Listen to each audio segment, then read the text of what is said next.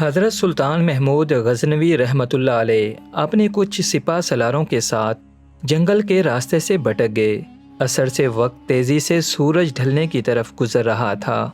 سلطان جنگل میں راستہ تلاش کرنے میں سرگرداں تھے کہ ایک ہندو دھرم کی شہزادی پر نگاہ پڑی جو اپنی کنیز کے ساتھ شاید شکار پر نکل آئی تھی۔ اکیلی شہزادی اور اس کی کنیز اس چیز سے بے خبر دریا کے کنارے پاؤں ڈبوئے بیٹھی تھی کہ ان کے پیچھے ایک جنگلی ریچھ پہنچ چکا ہے۔ اس وقت تک سلطان کا تیر اس کے حلق سے آر پار ہوتا۔ وہ ریچھ شہزادی کی کنیز کو ایک ہاتھ کے نیچے سے ضرب دے چکا تھا۔ اس سے پہلے شہزادی اپنا تیر سنبھالتی اور تیر کمان میں لگاتی شاید بہت دیر ہو جاتی۔ سلطان محمود غزنوی رحمۃ اللہ علیہ نے پے در پے 3 تیر اس جنگلی درندے پر دے مارے۔ شہزادی کو یہ جاننے میں مشکل نہ ہوئی کہ اس مہارت اور بہادری کا مظاہرہ کوئی جنگجو سپاہ سالار ہی کر سکتا ہے۔ شہزادی سلطان کی طرف متوجہ ہوئی، اظہار تشکر کے ساتھ اپنا تعارف کرواتے ہوئے بولی، میرا نام سمرتی ہے، میں جے پور ریاست کے راجا کی اکلوتی بیٹی ہوں۔ میری جان بچانے کا شکریہ، میں تمہیں اپنے پتا سے کہہ کر فوج میں کوئی اعلیٰ عہدہ دلا دوں گی۔ ویسے تو ہماری فوج کے سپاہی نہیں لگتے ہو، بتاؤ کہاں سے تعلق ہے تمہارا؟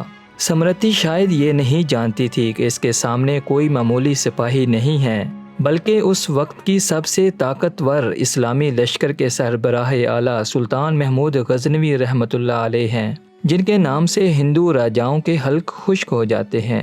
سلطان نے مختصراً اپنی شناخت ظاہر نہ کرتے ہوئے کہا، جی کسی اور فوج کا سپاہی ہوں۔ چلیے محترمہ، میں آپ کو کسی محفوظ مقام پر پہنچا دوں گا، آپ میرے پیچھے چلتی جائیں، اندھیرا بڑھتا جا رہا ہے، راستہ نہ ملا تو شاید اسی جنگل میں رات بسر کرنی پڑے گی۔ شہزادی سمرتی جان چکی تھی کہ یہ شخص لالچ اور خوف سے پاک ہے۔ وہ سلطان کی نظروں میں حیا دیکھ کر خود کو محفوظ محسوس کر رہی تھی۔ جنگل کی خاردار جھاڑیوں کی وجہ سے شہزادی کا پیراہن مختلف جگہوں سے چھلنی ہو چکا تھا۔ شہزادی تھکاوٹ سے چور ہو چکی تھی۔ سلطان نے شہزادی کو ایک سخت پتھروں اور درختوں کی اوٹ کی طرف اشارہ کرتے ہوئے کہا، شہزادی آپ ادھر آرام کر لیں، رات کی تاریکی بڑھ رہی ہے اور موسم میں بھی تغیر کے آثار ہیں۔ اندھیرے میں مزید سفر گھنے جنگل میں کرنا دشوار ہے۔ اگر صبح نکلیں تو شاید میں آپ کو کسی محفوظ مقام پر پہنچا سکوں۔ سمرتی کے پاس سلطان پر اعتماد کرنے کے علاوہ کوئی دوسرا راستہ نہ تھا۔ سلطان نے محسوس کیا شہزادی اپنے پیشے قیمت مگر قدرے باریک لباس میں جنگل کی ٹھنڈی رات شاید نہ گزار سکے۔ سلطان نے اپنی موٹی چادر شہزادی کی طرف اچھال دی اور معنی خیز نظروں سے شہزادی کو دیکھا، جیسے کہہ رہے ہوں یہ اوڑھ لیں۔ شہزادی نے بلا جھجک چادر اوڑھی اور ٹیک لگا کر درختوں کی اوٹ میں پاؤں پسارے۔ اس کی نظریں سلطان کے چہرے کی طرف جمی ہوئی تھی، جو نظریں جھکائے ایک قریب پڑے بڑے پتھر پر بیٹھ کر آگ جلانے کی کوشش کر رہے تھے۔ بالآخر آگ جل گئی۔ اس کی روشنی میں سلطان کا نورانی اور بھرا ہوا وجاہت والا چہرہ چمک رہا تھا۔ سلطان نے شہزادی سے قطع نظر مٹی سے تیمم کیا اور نماز پڑھنے لگے۔ شہزادی کو جھٹکا لگا، اوہ یہ تو مسلمان لگتے ہیں۔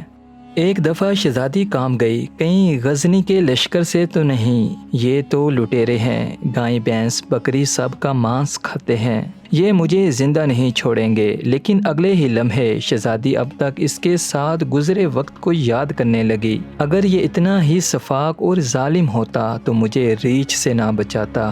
نہ چاہتے ہوئے بھی شہزادی کا دل پھر سے اطمینان و یقین سے بھر گیا۔ سلطان نماز کے بعد دعا کرتے وقت زاروں قطار رونے لگے۔ روتے روتے سلطان نے اپنے خنجر کی نوک اپنے پاؤں کے انگوٹھے پر رکھ کر اس کو دبا دیا۔ شہزادی دیکھتی رہی کہ یہ جوان مرد مجھ سے گفتگو میں بے تکلف نہیں ہونا چاہتا۔ صبح سلطان نے شہزادی سے کہا، اب ہمیں نکلنا چاہیے۔ کچھ دور جا کر سلطان کو ایک سفید پتھر پڑا ملا جو سلطان کے سپاہی نشانی چھوڑ گئے تھے کہ راستہ اسی طرف ہے۔ یہ اس زمانے کا ایک طریقہ تھا کہ جنگل میں پتھر چھوڑتے جاتے تاکہ پیچھے آنے والا راستہ جان سکے کہ گزرنے والا کہاں سے ان کا ساتھی گزرا ہے۔ بالآخر شہزادی اور سلطان ایک ہموار راستے پر آ پہنچے۔ کچھ دور ایک چھوٹے سے گاؤں کے آثار نظر آ رہے تھے۔ سلطان نے کہا، یہ آپ کی ریاست کی حدود کا ہی گاؤں معلوم پڑتا ہے۔ شہزادی، ہاں دیکھتے ہیں۔ گاؤں پہنچنے پر شہزادی نے گاؤں کے مکھیا کو بلاوا بھیج دیا۔ مکھیا اپنے کچھ ساتھیوں سمیت حاضر ہوا۔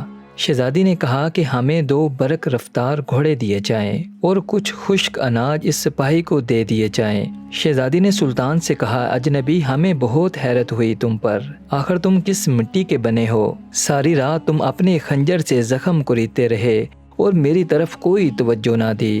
تم چاہو تو ہمارے ساتھ محل چلو، ہم تمہیں انعام و اکرام سے بھر دیں گے اپنی جان بچانے کے بدلے میں۔ سلطان نے گھوڑے پر سوار ہو کر شہزادی سے کہا، شہزادی صاحبہ، زخم اس لیے کریدتا رہا کہ آپ کا حسن میرے ایمان کو زد نہ پہنچائے اور میری توجہ میری درد کی طرف رہے، آپ کی طرف نہ بڑھے۔ شہزادی، کیا تمہیں یہ موقع گنوانا چاہیے تھا؟ ہم سے خلوت میں ملاقات کے لیے لوگ اپنی ریاستیں دستبردار کرنے کو تیار ہیں۔ سلطان نے کہا، شہزادی، میں مسلمان ہوں اور محمد مصطفیٰ صلی اللہ علیہ وسلم کا غلام ہوں۔ میری نظر آپ کے جسم پر نہیں بلکہ خود میری اپنی روح پر تھی۔ شاید میرے جسم سے گناہ کا داغ دھل جاتا، لیکن میری روح پر اس گناہ کا داغ لے کر میں اپنے نبی پاک صلی اللہ علیہ وسلم کے سامنے کیسے پیش ہوتا؟ مجھے یہ گوارا نہیں تھا، کیونکہ الحمدللہ میں ایک سچا مسلمان ہوں۔ شہزادی یہ جواب سن کر اس سپاہی کی اپنی سچے مذہب اسلام کے ساتھ لگاؤ محبت اور وفاداری دیکھ کر ان کے کردار سے متاثر ہوئے بنا نہ رہ سکی، جیسے اس کا دل اس اجنبی کے مذہب اور زندگی میں شامل ہونے کو بے قرار ہو۔ یہ کہہ کر سلطان نے اجازت چاہی، شہزادی، اپنا اور اپنی فوج کا نام تو بتاتے جاؤ، ہم یاد رکھیں گے۔ سلطان نے چادر سے نقاب اوڑھا، تیر ترکش کندھے پر ڈالے، تلوار اپنی میان میں ڈالی اور گھوڑے کی رکابیں پکڑتے ہوئے بولے، شہزادی، میرا نام ہے سلطان محمود غزنوی اور میں ہی غزنی کی عظیم الشان فوج کا سپہ سالار اعظم اور سلطان ہوں۔